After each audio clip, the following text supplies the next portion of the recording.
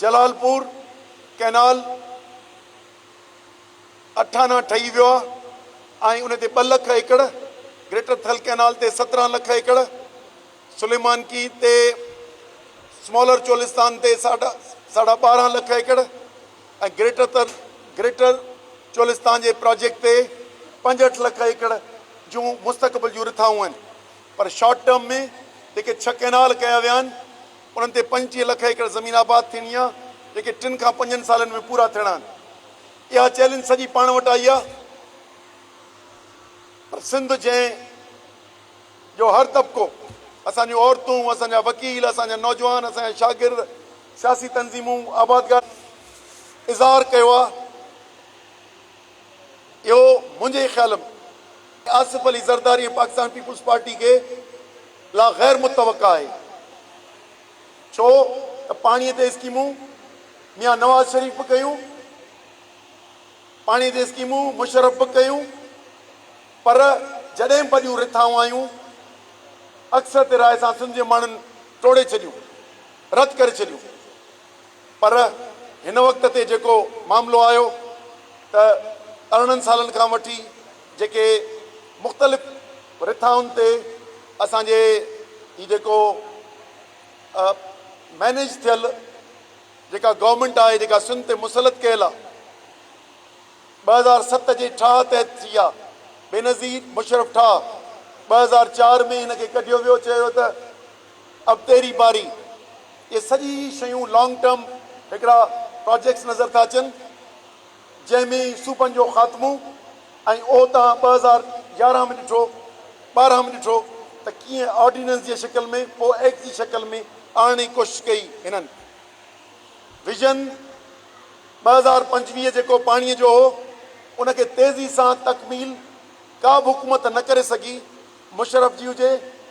या उनखां गीलानी जी हुजे या ही जेके सॼियूं स्कीमूं अचनि पियूं, पर उन ते अधूरी थी, जंहिंमें ग्रेटर थल कैनाल जो फेज़ 1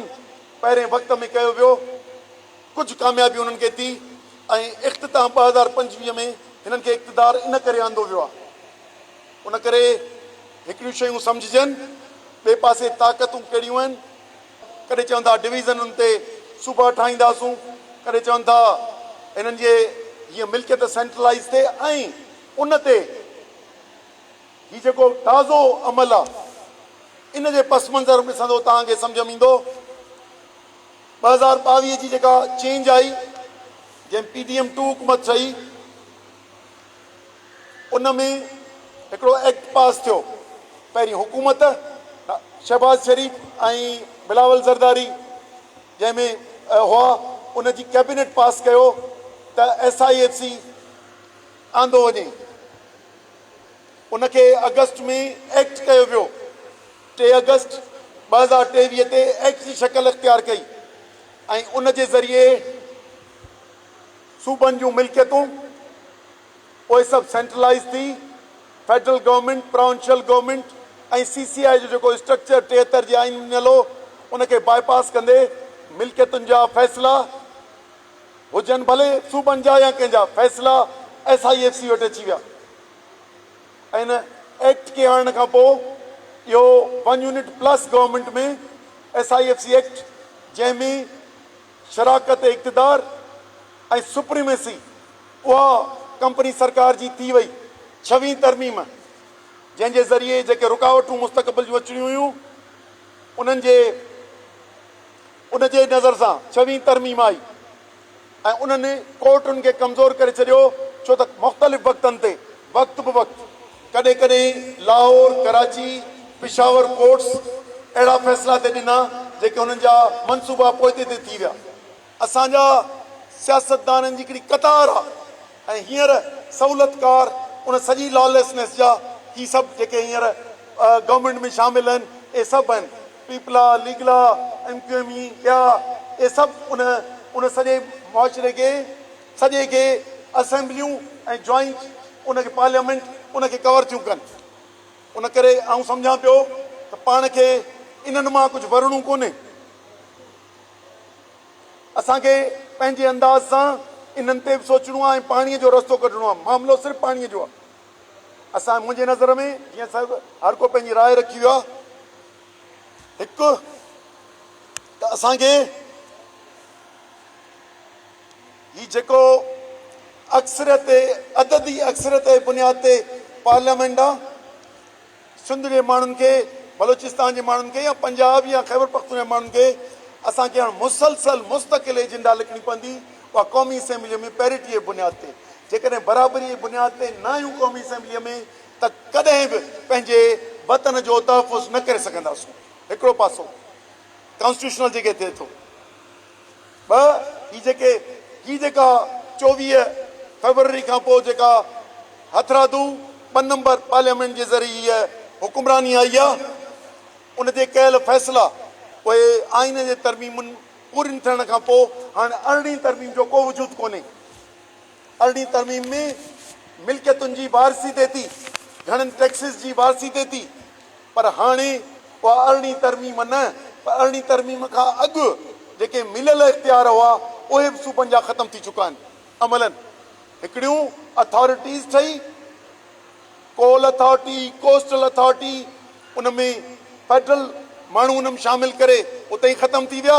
ऐं ॿियो हिन SIFC में असां पंहिंजा मिल्कियत जा विञाए वेठा आहियूं उन करे असांखे इन मां निकिरण लाइ ऐं उनजो हिसो आहे ग्रीन पाकिस्तान इनिशिएटिव हिकिड़ो हिसो आहे चैप्टर ऐं ग्रीन पाकिस्तान इनिशिएटिव जा इहे कैनाल ज़मीनूं आहिनि जेके पंजाब में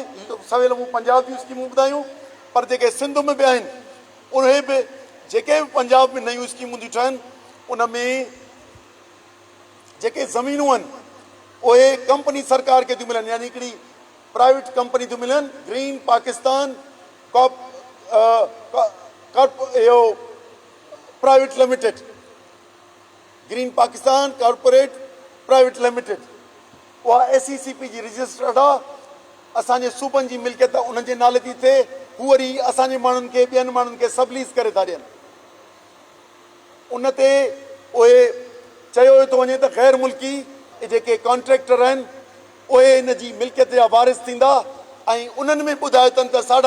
5000 अरब उन मां असांखे फ़ाइदो थींदो हाणे इन सॼे मनसूबे मां जिन इदारनि पंहिंजी सिक्योरिटी या पंहिंजी माली फ़ाइदनि जी ॻाल्हि कई उन जे नतीजे में केतिरा करोड़ माण्हू दरबदर था थियनि सिंधु दरिया केसि ताईं तो सिंध जो पाणी 2 भाङे 3 ख़तम थो थिए हिकिड़ी सदियुनि खां वहंदड़ नदी उहा मौत जो शिकार थी थिए छो त यूनाइटेड नेशन्स चयो त ईंदड़ 100 सालनि जेके नदियूं ख़तरे हेठि आहिनि उन में इंडस पाए ऐं पोइ उन लाइ हिकिड़ा प्रोग्राम बि ॾिना अथसि पर उहो हिननि मौजूदा मनसूबनि खां अॻे त ही त जंहिं शक्ल में मनसूबा ठहनि था उहो त तमामु जल्द इन जो ख़ात्मो ऐं डेड रिवर्स मां दुनिया जे में अची वेंदी